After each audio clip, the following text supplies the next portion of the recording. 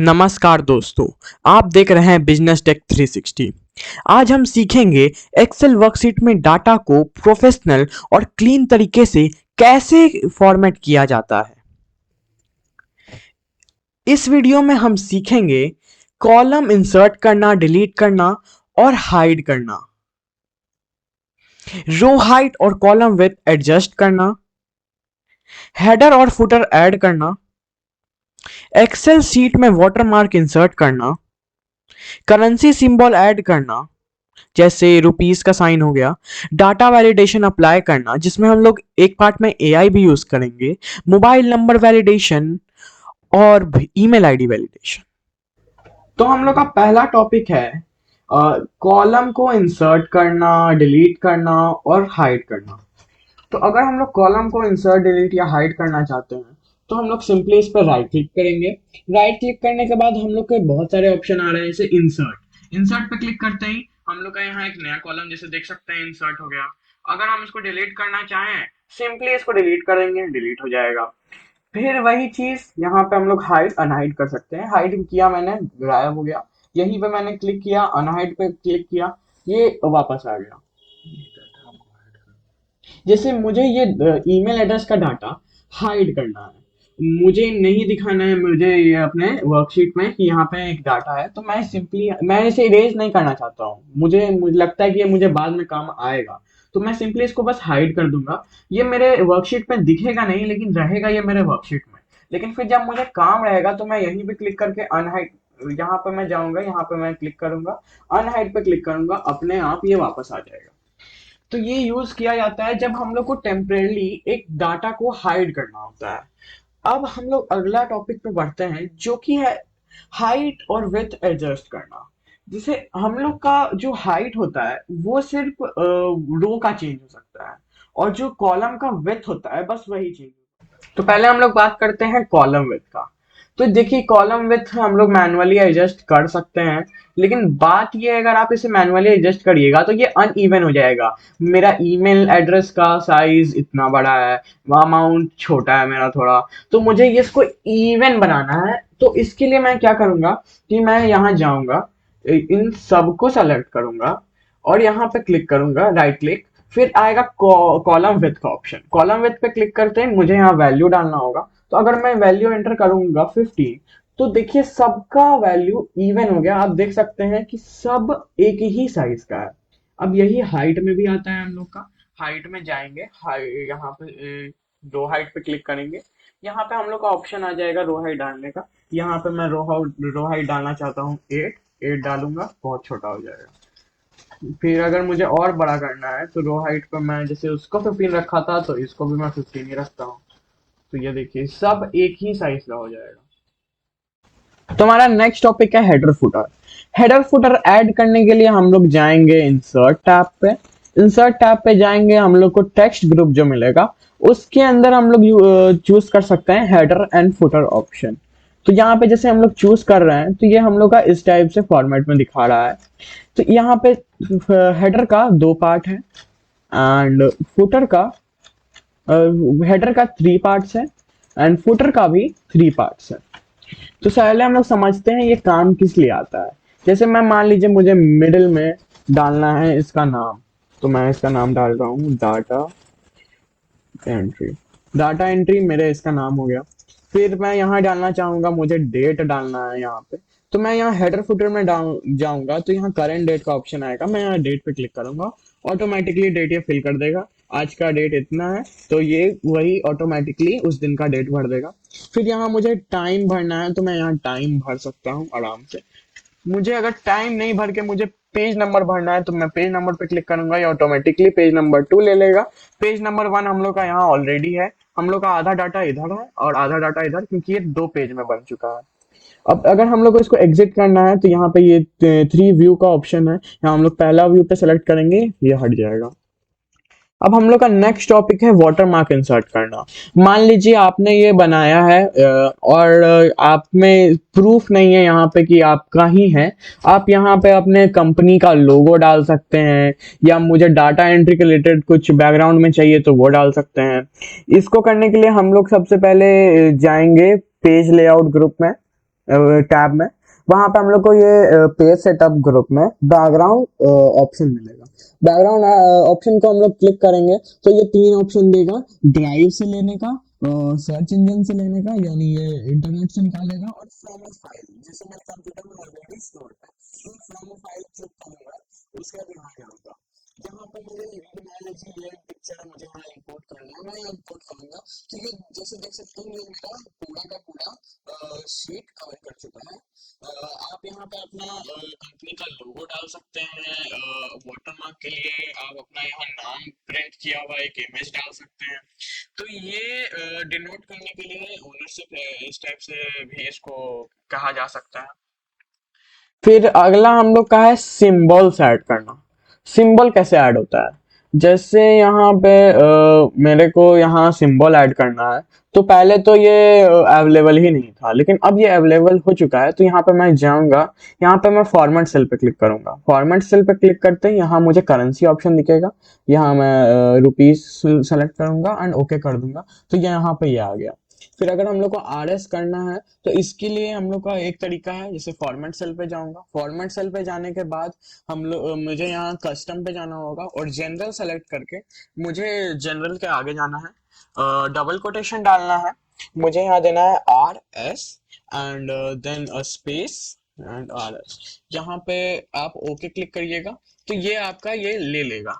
अगर आप इसको सोचिएगा कि इतना करने का जरूरत क्या, अगर मैं मैनुअली डाल दूं तो कोई दिक्कत है, तो अगर आप मैनुअली डाटा एंट्री करके देखिएगा तो ये इसको टेक्स्ट की तरह लेने लगेगा। इससे ना आप सम बना पाइएगा ना कुछ कर पाइएगा, क्योंकि ये एक टेक्स्ट नंबर न्यूमेरिकल इसको नहीं लेगा, ये इसको टेक्स्ट की तरह लेने लगेगा, अल्फा न्यूमेरिकल लेने लगेगा, यानी इसके अंदर अल्फाबेट और नंबर्स दोनों ले रहा है कंप्यूटर।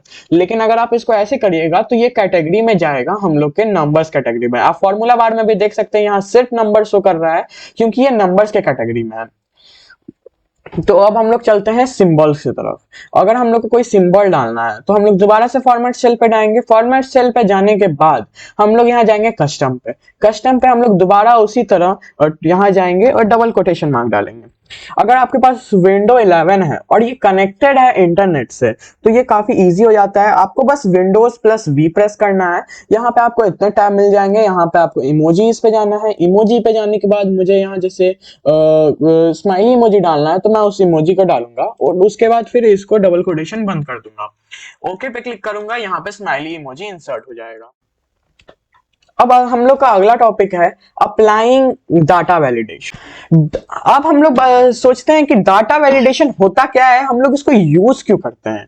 तो डाटा वैलिडेशन प्रिवेंट करता है कि हम लोग इनवैलिड डाटा एंट्री ना करें। इनवैलिड डाटा जैसे हो गया कि अगर मुझे फोन नंबर एंटर करना है तो फोन नंबर 10 ही डिजिट का होगा, उससे ज्यादा का हो सकता है ना कम का हो सकता है। तो अगर हम लोग इनवैलिड वो डेटा एंट्री करें तो वो कभी एक्सेल लेगा ही नहीं। इससे हम लोग का इनवैलिड डेटा एंट्री करने से बच सकते हैं। कभी आपने जल्दी जल्दी में इनवैलिड डेटा एंट्री किया तो वो एक्सेल ले लेगा। लेकिन अगर आप डाटा वैलिडेशन यूज करते हैं तो वो आपको पहले ही वार्निंग दे देगा, पहले ही एरर दे देगा, जिससे आपको समझ जाइएगा कि आपने यहाँ पे एरर किया है और इससे आपकी बहुत मेहनत बच जाएगी। मान लीजिए आपने कभी ऐड किया और फिर आपको कहीं एरर दिखा रहा है तो आप उसको समझ नहीं पा रहे हैं कहाँ पे, तो वो डाटा वैलिडेशन हेल्प करेगा बताने के लिए कि इनवैलिड डाटा आपने कहाँ डाला है।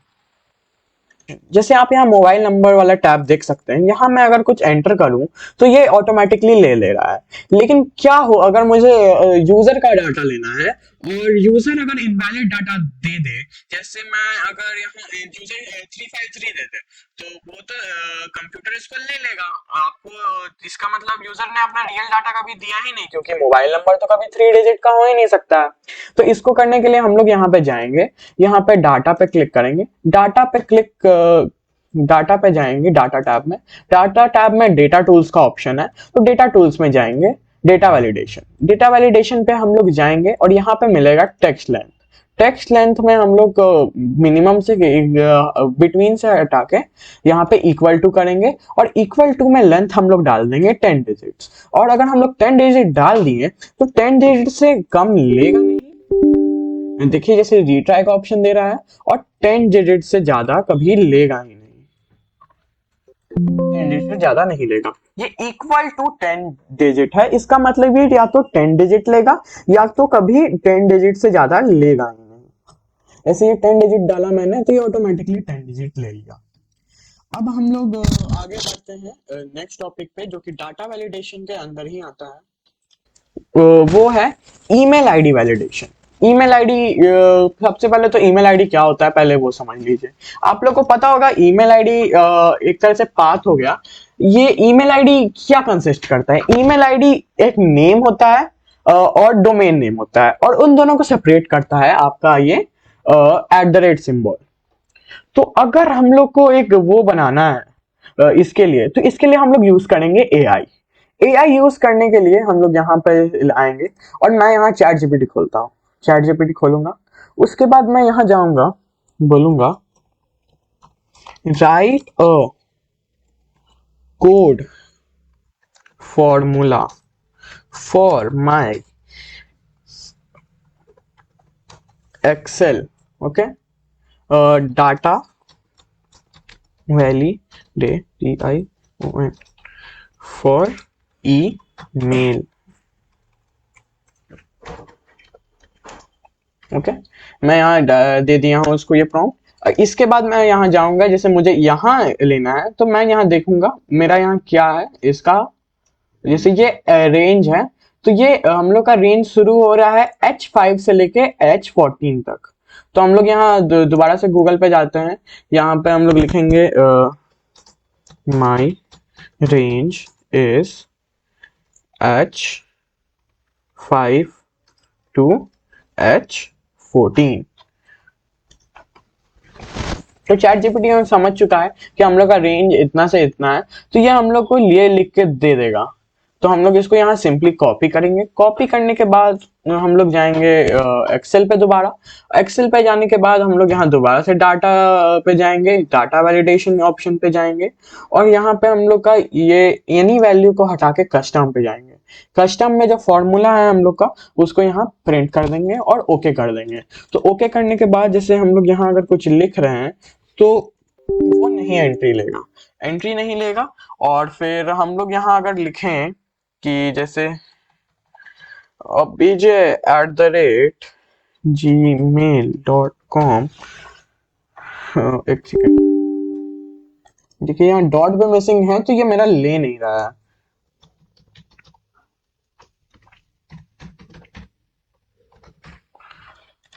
अब ये ले लिया क्योंकि ये वो फॉर्मेट को स्पेसिफाई कर रहा है, क्योंकि यहाँ नेम भी है, सिंबल भी है जो कि अलग कर रहा है हम लोग के डोमेन नेम और यूजर नेम को, और फिर यहाँ लास्ट में हम लोग का डोमेन नेम भी है। तो ये हर डोमेन नेम पे काम करता है। और अब हम लोग लेते हैं एक और तरीके से डाटा वैलिडेशन को। जैसे मान लीजिए मैं यहाँ अगर कुछ भी एंट्री करूँ तो ये इससे ले लेगा बिना कुछ सोचे समझे, क्योंकि इसमें हम लोग ने डाटा वैलिडेशन अभी तक दिया ही नहीं है। ये बायर एड्रेस जो यहाँ पे हम लोग का बायर ऑलरेडी स्पेसिफाइड है, और यहाँ बायर एड्रेस हम लोग को यहाँ दोनों सेम होना चाहिए, क्योंकि बायर भी वही सेम बायर होगा। तो मैं यहाँ जैसे जाऊंगा और यहाँ पे इस पूरे को सेलेक्ट करूंगा डाटा वैलिडेशन के लिए, फिर डाटा पे जाऊंगा, फिर डाटा वैलिडेशन पे जाऊंगा। यहाँ पे आपको ऑप्शन मिलेगा लिस्ट का। लिस्ट पे अगर हम लोग क्लिक करें तो सोर्स ऑप्शन देगा, तो सोर्स पे हम लोग क्लिक करेंगे और अपने इसको सेलेक्ट कर लेंगे। ये सेलेक्ट करने के बाद ये जो मेन्यू खुलेगा यहाँ पे ये होगा सोर्स ऑप्शन, इस पर क्लिक करिएगा। क्लिक करने के बाद ओके, तो ये हम लोग का ले लेगा। और यहाँ पे अगर हम लोग कुछ दूसरा चीज डालें तो ये कभी उसको एंट्री ही नहीं लेगा। और यहाँ से अगर मैं यहाँ ये जानना चाहूँ तो ये ऑटोमेटिकली ले लेगा, क्योंकि ये ऑलरेडी एक्सेल में दिया हुआ है कि एबीसी ट्रेडर्स। अगर मैं यहाँ दूसरे बायर का नाम डालना चाहूँ जो कि अभी तक कुछ खरीदा ही नहीं है तो वो लेगा ही नहीं, लेकिन अगर मैं वही बायर का नाम डालना चाहूँ जो कुछ खरीद चुका है तो वो ले लेगा और उसमें कोई दिक्कत नहीं होगा। इस वीडियो में हमने सीखा कॉलम इंसर्ट करना, डिलीट करना और हाइड करना, रो हाइट और कॉलम विड्थ को एडजस्ट करना, हेडर और फुटर ऐड करना, एक्सेल शीट में वाटरमार्क इंसर्ट करना, करेंसी सिंबल ऐड करना, डाटा वैलिडेशन अप्लाई करना, जिसमें हम लोग एआई भी यूज किए थे, मोबाइल नंबर वैलिडेशन और ईमेल आईडी वैलिडेशन। आशा करता हूं आपको ये वीडियो बहुत पसंद आई होगी। हमारे चैनल को सब्सक्राइब करिए। इस वीडियो को दूसरे को हेल्प करने के लिए अपने दोस्तों के पास शेयर करिए, लाइक करिए। इससे हमारी रीच बढ़ेगी और इससे हमें मोटिवेशन मिलेगा कि आपके लिए और अच्छी अच्छी वीडियो ला पाएं।